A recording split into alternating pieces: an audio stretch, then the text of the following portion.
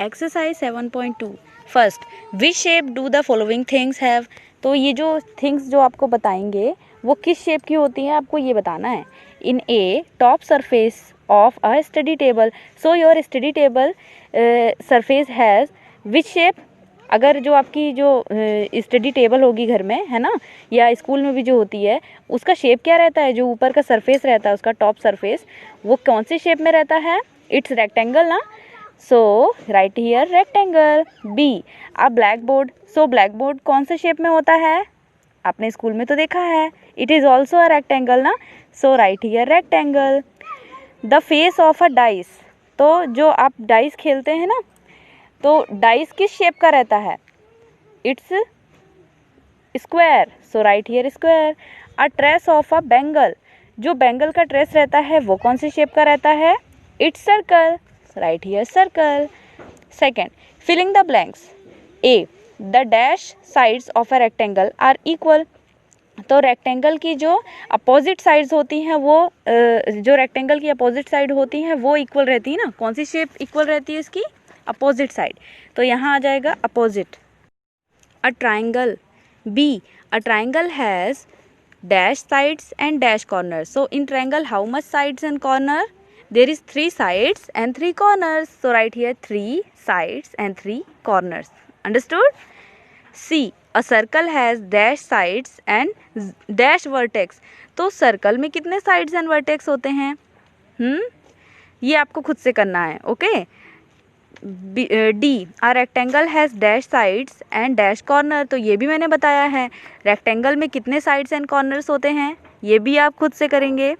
E all the dash of a cube are equal, तो cube में क्या equal रहते हैं, ये भी आप खुद से करेंगे। Third, give one word answer, तो A a solid which has one vertex, तो ऐसा कौन सा सॉलिड है जिसमें सिर्फ एक ही वर्टेक्स होता है, the cone has only one vertex ना, so right here cone. B a solid which has 3 faces, तो कौन सा ऐसा सॉलिड है जिसके 3 फेसेस होते हैं, इट्स सिलेंडर ना, उसके 3 फेसेस होते हैं, so right here cylinder, understood. C a solid which has 1 face, तो कौन सा ऐसा सॉलिड है जिसके सिर्फ 1 फेस होता है, इट्स स्फीयर, लास्ट वन था ना sphere, so right here sphere.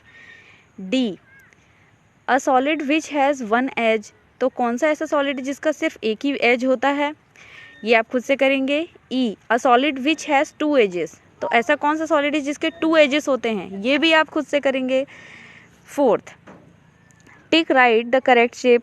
A tubelight, तो ट्यूबलाइट कौन सी शेप का रहता है, इसमें से जो भी करेक्ट शेप है इस शेप की, इस चीज़ की, तो आपको उसमें करेक्ट साइन लगा देना है, ओके। सो अ ट्यूबलाइट कौन सी शेप में होती है, सिलेंड्रिकल होती है या कौन शेप में होती है, आपके घर में है ना ट्यूबलाइट, कौन सी शेप में है, it's cylindrical, right, so right here put this sign here. B a dice, तो डाइस कौन सी शेप में होता है, क्यूब में होता है कि क्यूबॉइड में होता है, क्यूब में होता है ना, तो यहाँ पर इसको टिक कर देंगे। आफ्टर दैट अ बुक, तो बुक की कौन सी शेप होती है, क्यूब होती है कि क्यूबॉइड होती है, अब आप ये खुद से करेंगे सी वाला, ओके, क्योंकि बुक तो सबके पास है, आप देख के भी समझ सकते हैं कि वो क्यूब में है कि क्यूबॉइड में है। डी अ ग्लोब, तो ग्लोब जो होता है ना जिसमें पूरे नक्शे बने रहते हैं हमारी जो अर्थ है उसका, है ना ग्लोब, तो वो कैसे होता है, उसका शेप स्फेयर होता है कि सिलेंड्रिकल होता है, सो जो भी होता है आपने देखा है ग्लोब, आई नो दैट, तो अब आपको इसमें टिक करना है कि वो स्फेयर में है कि सिलेंडर में है, okay. E a birthday cap, तो बर्थडे कैप जब मिलती है बर्थडे में, है ना, उसका शेप क्या होता है, क्यूब में होता है कि कोन में होता है, इसको गैस कीजिए और इसको टिक मार्क कीजिए, understood. F a battery cell, तो जो बैटरी का सेल होता है रिमोट में या आपकी जो टॉय होगी उसमें भी सेल लगता है, तो उसका शेप क्या होता है, कौन शेप में होता है या सिलेंड्रिकल होता है, अब आपको ये भी खुद से करना है क्योंकि मैंने समझा दी है कि सारे शेप्स कैसे होते हैं और आपको पता है। Fifth, filling the blanks. A a cube has dash faces, तो कितने फेसेस होते हैं उसमें, 6 ना, सो राइट हियर 6, ओके।